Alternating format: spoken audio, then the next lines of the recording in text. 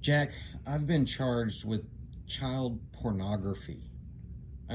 And I, one, am totally innocent. This is insane. What, what situation am I in right now?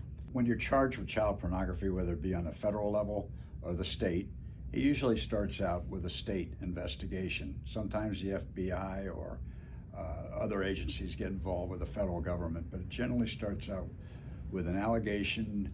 The feds pick up on it, they alert the state, such as in Texas, and an investigation starts.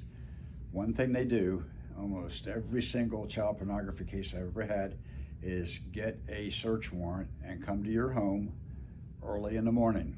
It's almost like that old Gulf War shock and awe. Yeah. You'll have a bunch of guys banging on your door. You'll have 8 or 9 police cars outside with the lights on. They'll be banging on your door. They'll make a lot of commotion. Your neighbors now are sticking their heads out the door or the windows. Yeah. People coming outside to, what's going on here? What's all this commotion? Do we have a terrorist attack or something? No, they are there to arrest you. But what they want, though, is to just get you so shook up that you're like putty in their hands. Mm-hmm. You'll have the old Mutt and Jeff. You'll have good cop, bad cop. You'll have some cop coming down on you and looking at you like you're the worst piece of garbage that ever lived. And then you'll have another cop, hey, Jim, get away from him. Hey, come on over here, let's talk for a second. It's not as bad as it looks. We're here to investigate, an allegation. We don't know what's going on, but we have a duty to check into it. You understand, don't you, Chris? Yeah. And let me ask you, what happened? I mean, and in a lot of my child pornography cases in the past, the client has been so shook up and so relieved to see a human face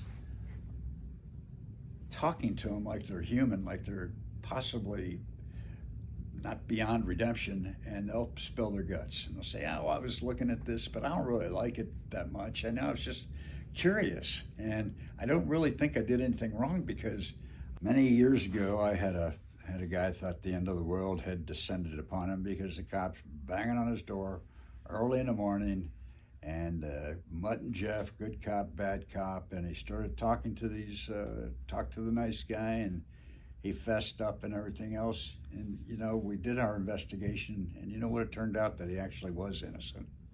He was looking at some nudist pictures. Naturalists, whatever you want to call them, nudist beauty contests, what have you, those aren't illegal. You can have a nude 8-year-old or 100 nude 8-year-olds, but if they aren't lasciviously showing parts of their body, it's not considered child pornography. And I thought he was going to commit suicide, this and that, and I got a view at the evidence pretty quick, and we got the case knocked out via a grand jury. Case went away. And he wasn't guilty, he just didn't know what the law was. And unfortunately, I had to explain that to the government, what the law was. And the grand jury took a look at the evidence. I can't go into the grand jury room, but it was explained to him, and they no-billed him, and he walked free. And I've had other cases like that. Some of them, child pornography cases, can be weak, and we can work it out, where they actually are guilty, but they might have a problem proving it at trial against an effective trial attorney like myself, and we can work it out for injury to a child or improper photography, something like that, where they don't have to register as a sex offender for the rest of their life. And that's a huge, huge win right there.